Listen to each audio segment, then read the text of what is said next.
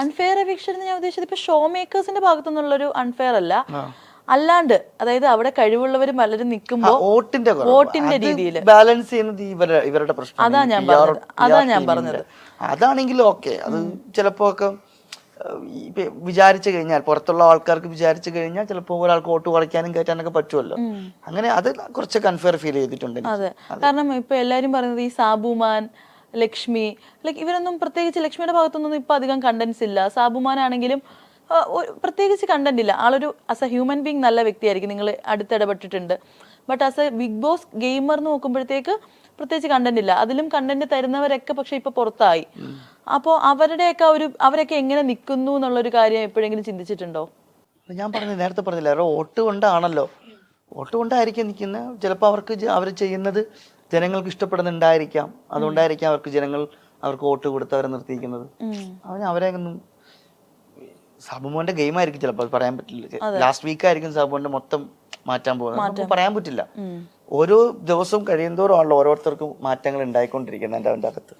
ഇന്ന് വീക്കാണെങ്കിൽ നാളെ ചിലപ്പം നല്ല മുൻപന്തിയിലേക്ക് വരാം എപ്പോ വേണമെങ്കിലും.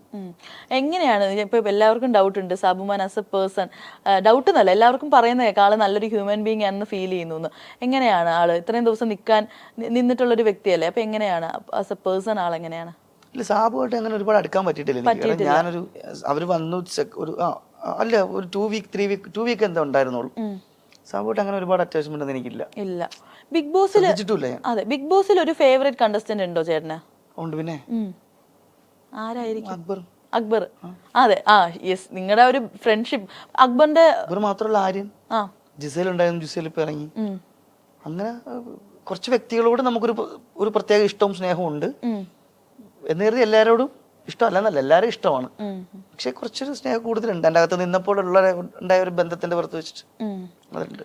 ഈ അക്ബർക്കാണെങ്കിൽ ഈ നമ്മുടെ അവിടെ വെറുതെ ഇരുന്നാൽ പോലും അക്ബർ പ്ലാനിങ് ആണ്, അങ്ങനെ പറയുമ്പോഴത്തേക്ക് ഇപ്പോഴും സ്റ്റിൽ അക്ബർ എന്നെ പറ്റിട്ടാണോ അക്ബർ പറയുന്നത്? അങ്ങനെയൊക്കെ വേറെ ആളുകള് അക്ബർ അവരെ കുറിച്ചാണോ പറയുന്നത്? അങ്ങനെയൊക്കെ ഉള്ള സ്റ്റേറ്റ്മെന്റ്സ് നമ്മൾ ഇപ്പോഴും കാണാറുണ്ടല്ലോ. നമ്മൾ നോക്കുമ്പോഴത്തേക്ക് അക്ബർക്ക് അവിടെ ബീം ബാഗിൽ വെറുതെ ഇരുന്ന് ആരെയും കുറിച്ച് വല്ല പാരഡി സോങ്സ് ഒക്കെ എഴുതിയിട്ടിരിക്കുകയായിരിക്കും. അല്ല, അത് ഞാൻ ഉണ്ടായിരുന്ന സമയത്തും ഞാനും അക്ബറും കൂടി ഇരുന്നിട്ട് എന്തെങ്കിലുമൊക്കെ തമാശയും കോമഡിയൊക്കെ എന്തെങ്കിലുമൊക്കെ തമാശ പറഞ്ഞിട്ട് ഞങ്ങൾ ആരെങ്കിലും നോക്കി ചിരിക്കുമ്പോൾ അവർ വിചാരിക്കും ഞാനും അക്ബറും നമ്മുടെ എന്തോ വലിയൊരു ഗെയിം പ്ലാൻ ഒക്കെ ചെയ്യാണെന്ന് തോന്നുന്നു. എനിക്ക് ഷാനവാസിക്കാന്ന് തോന്നുന്നു ഏറ്റവും കൂടുതൽ തെറ്റിദ്ധരിക്കുന്നത്. ഷാനവാസിക്കയാണ് തെറ്റിദ്ധരിക്കുന്ന ആള്, തെറ്റിദ്ധരിപ്പിക്കലിന്റെ ആള്. എന്താ ഷാനവാസിക്ക ശരിക്കും പറഞ്ഞാല് അവിടെ എല്ലാവരും ഇങ്ങനെ അക്ബറിക്കാൻ ഇടയ്ക്ക് ഷോനവാസ് എന്ന് വിളിക്കുന്നുണ്ടായിരുന്നു. ഷാനവാസിക്ക് ഒരു പാവം, പുള്ളി ഒരു ഹിറ്റ്ലർ മാധവൻ കുട്ടിയാ. ശുദ്ധനാണ് പുള്ളി, ഇടയ്ക്കിടയ്ക്ക് രുദ്രം കളിക്കും. പാവമാണ് ആളൊരു ശുദ്ധനാണ്. ആൾക്ക് ഇപ്പോഴും ആൾ കരയൊക്കെ ചെയ്തിട്ടുണ്ട് അവിടെ. അക്ബർക്കയുടെ തോളിലിരുന്ന് കരയൊക്കെ ചെയ്തായിരുന്നു ആള്. ആദ്യത്തെ 2-3 ആഴ്ച പുള്ളി ഗെയിം മനസ്സിലായിട്ടില്ലായിരുന്നു. ഞാൻ തന്നെ ഫസ്റ്റ് ടാസ്കില് ഒരു പുറന്തള്ളൽ ടാസ്ക് ഉണ്ട്, കട്ടിലിൽ കിടക്കുമ്പോൾ ഔട്ടാക്കുന്ന ടാസ്ക് ഉണ്ടല്ലോ. ആ ടാസ്ക് സമയത്ത് തന്നെ ഷാനവാസിക്ക് ഞാൻ ഔട്ടാക്കാൻ വേണ്ടി ശ്രമിച്ചപ്പോൾ ഷാനവാസിക്ക് എൻ്റെ അടുത്ത് ഭയങ്കര വൈരാഗ്യമൊക്കെ ആയിപ്പോയി. എന്നെ നേരത്തെ എനിക്ക് അറിയാന്നുള്ളല്ലേ, നീ എന്തിനാ ഔട്ടാക്കാൻ ശ്രമിക്കും? ഞാൻ പറഞ്ഞു, നിങ്ങൾ ഔട്ടാക്കണ്ടേ, അതല്ലേ എന്നാലേ നമുക്ക് മുന്നോട്ട് പോകാൻ പറ്റും. പെട്ടെന്ന് ഫീൽ ആവും അല്ലേ ഗെയിം ആണെന്നുള്ള സംഭവം. അതുപോലെ അവിടെ ഏറ്റവും ഇതേപോലെ ഇന്നസെന്റ് ആയിട്ട് ഇരിക്കുന്ന ആളുകൾ വേറെ ആരാ? അക്ബറിനെ കുറിച്ചിട്ട് എന്താ പറയുന്നത്? നിങ്ങളുടെ ഫ്രണ്ട്ഷിപ്പ് ഒക്കെ മാറ്റി നിർത്തി ഒരു കണ്ടസ്റ്റന്റ് എന്ന നിലയിൽ. ഭയങ്കര കണ്ണിങ് ആണ് അവൻ കുറെ കാര്യങ്ങൾ എപ്പോഴും ഒരേ സമയത്ത് ചിന്തിച്ചുകൊണ്ടിരിക്കും. ശുദ്ധനാണ് ആള്, മനസ്സിലൊന്നും വൈരാഗ്യ ബുദ്ധി അങ്ങനെയൊന്നുമില്ല. പക്ഷെ ഭയങ്കര കണ്ണിങ് ആണ്, വളരെ ശ്രദ്ധയോട് കൂടി ഗെയിം കളിക്കുന്ന ഒരാളാണ് എനിക്ക് തോന്നിയിട്ടുണ്ട്. പിന്നെ അവൻ ഈ പറയുന്ന പോലെ ഇപ്പൊ ഈ ഷോയെ അവൻ ഒരുപാട് സ്നേഹിക്കുന്നുണ്ട്. ബിഗ് ബോസ് എന്ന ഷോയാണ് അവൻ വിന്നർ ആവണം എന്ന് അവൻ ആദ്യം ഒരുപാട് ആഗ്രഹമുണ്ട്.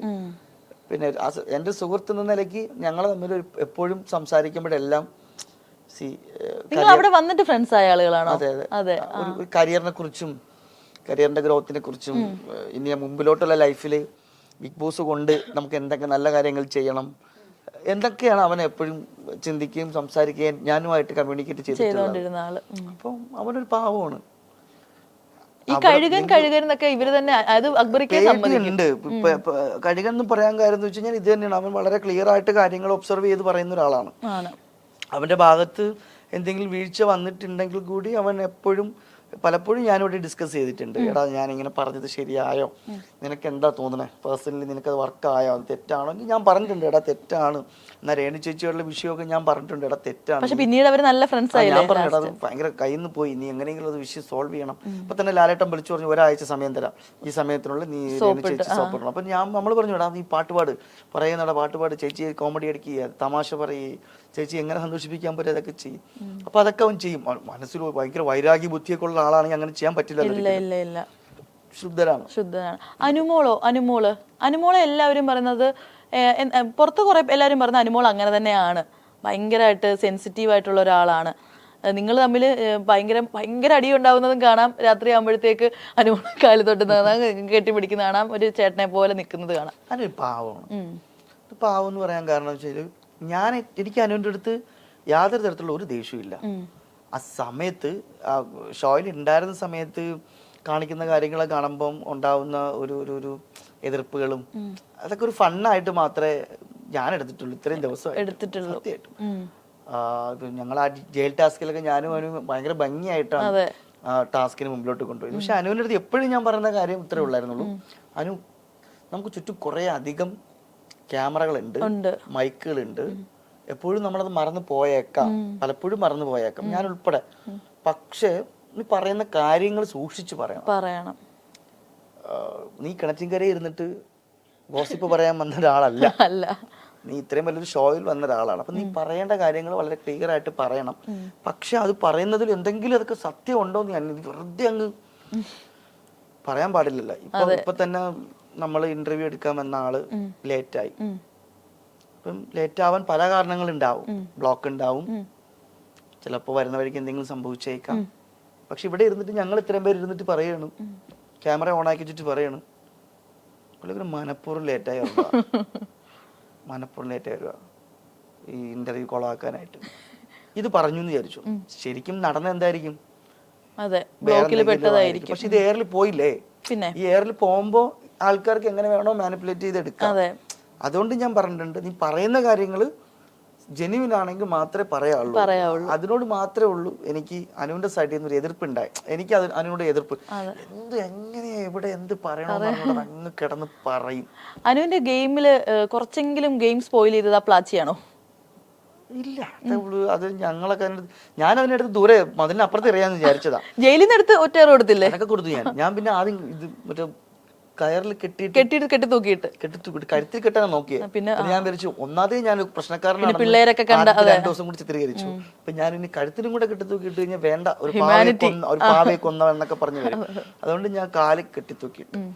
അതൊക്കെ ഒരു തമാശ ആയിട്ട് ഞാൻ എടുത്തിട്ടുള്ളൂ. പ്ലാച്ചിയിൽ കൂടോത്രം ഉണ്ട്, പ്ലാച്ചി ഇങ്ങനെ അനു ഇങ്ങനെ എന്തോ ഇങ്ങനെ വന്നിട്ട് ചുമ്മാ അത് ശരത്തേട്ടൻ പോയി. പിന്നെ ജിസേലിനെ കഴിഞ്ഞ നീ അടുത്ത ആഴ്ച പോകൂടി എന്ന് പറഞ്ഞ പ്ലാച്ചി ആയിട്ട് ജിസേൽ ഔട്ടായി. ഒന്നുമില്ല, അതൊക്കെ ചുമ്മാ, അതൊക്കെ നമ്മളതൊക്കെ തമാശയായിട്ട്. പിന്നെ അന്ന് പറഞ്ഞ കേട്ടല്ലോ, കാല് തൊട്ട് അനു ആക്കിയതിനു ശേഷം എനിക്ക് അത് ഈ പറഞ്ഞേ അവിടെ കുറെ കോമഡി ഉണ്ടായിട്ടുണ്ട്, ഇഷ്ടം പോലെ നമ്മൾ കാണാത്തത്. അപ്പൊ ഞാൻ ഈ പറയുന്ന നമ്മുടെ ശൈത്യ അവിടെ ഇരുന്നപ്പോ ഞാൻ 2 ദിവസമായിട്ട് ഞാൻ എനിക്ക് ഇച്ചിരി വയ്യായ്മ ഉണ്ട്. നമ്മള് ഫുഡൊക്കെ കറക്റ്റ് അല്ലല്ലോ. അപ്പൊ വയ്യായ്മയുടെ പുറത്തൊക്കെ ഞാൻ ഇങ്ങനെ മാറി നിന്നപ്പോ പുള്ളിക്കാരി ആയിരുന്നപ്പോ എന്റെ എന്ത് പറ്റി വലിയൊരു അപ്പൊ ഞാനിത് വെറുതെ ശൈത്യത്ത് ശൈത്യം ഇത് 2 ദിവസം ഓണല്ല കാര്യങ്ങളൊന്നും, ഒരു തളർച്ച. എന്ത് പറ്റി? ഒന്നുമില്ല, അത് ഞാനും ശ്രദ്ധിക്കുകയാണ് നിങ്ങൾ 2 ദിവസമായിട്ട് ചേട്ടൻ എന്തൊക്കെയോ ഒരു പൊട്ടിക്കൊച്ചാന്ന് തോന്നുന്നു, 2 മാറ്റങ്ങളുണ്ട്. അപ്പൊ ഞാൻ പറഞ്ഞു അനുവിന്റെ കാലൻ അന്ന് അനു ഞാനൊരു വഴക്കുണ്ടായില്ല, അതിനുശേഷമാണ് ഈ ഡൗണൊക്കെ എന്ന് പറഞ്ഞു. അപ്പൊ പറഞ്ഞു ആണോ, എന്നാ എന്തെങ്കിലും കാര്യങ്ങളാണ് എന്നെ പറഞ്ഞ് അങ്ങനെ ഒരു അതെല്ലാം ഒരു ഫണ്ണായിട്ട് പറഞ്ഞു. ലാലേട്ടൻ പിറ്റേ വീക്കെൻഡിൽ ആ വിഷയം എടുത്ത് ഇട്ടപ്പോഴാണ് ഞങ്ങൾ അതിനൊരു അപ്പോഴും ഞങ്ങൾ തമാശയായിട്ട് എടുത്തത്. ഈ ശൈത്യ നീ കട്ടപ്പനൊക്കെ വിളിക്കുമെങ്കിൽ ആളൊരു പാവമാണ്. ശൈത്യ വെറും പാവമാണ്. ശൈത്യ കുറച്ച് നാൾ ഈ പറഞ്ഞ അനുവുമായിട്ട് കൂട്ടുകൂടി നടന്നപ്പം ഞങ്ങളൊക്കെ പറഞ്ഞു, നീ ഇത് ഇത്ര ശരിയല്ല, നീ എന്തിനാ അവളെ മാത്രം ഡിപ്പെൻഡ് ചെയ്യിക്കണെന്നൊക്കെ പറഞ്ഞിട്ടുണ്ടെങ്കിൽ കൂടി ശൈത്യ അഭിപ്രായങ്ങൾ പറയേണ്ടടുത്ത് വളരെ ക്ലിയർ ആയിട്ട് തന്നെ അഭിപ്രായങ്ങൾ പറയുകയും തെറ്റുകൾ ചൂണ്ടിക്കാണിക്കുകയും ചെയ്ത് തന്നെയാണ് ശൈത്യം നിന്നത്. അതെ.